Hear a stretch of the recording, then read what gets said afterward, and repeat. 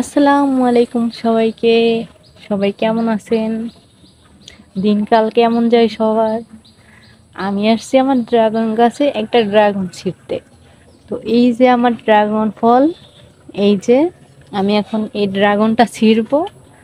তারপর ড্রাগনটা নিয়ে ফ্রিজে রেখে দিব বা যার মন চাইবে সে খাইবে। এই যে আরো ড্রাগন ফুল যেই একটা ফুল ধরবে, তো ফুল ফুটছে।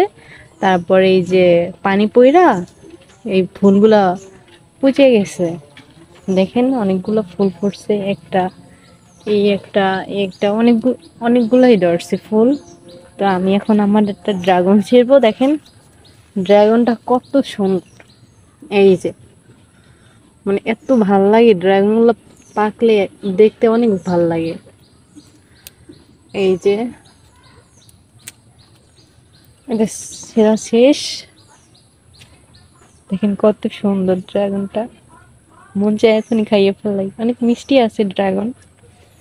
আবার এগুলা বাজারে বিক্রি করে অনেক দাম দিয়ে, কারণ এগুলা সবার অনেকের কাছে ভাল লাগে, অনেকের কাছে ভালো লাগে না।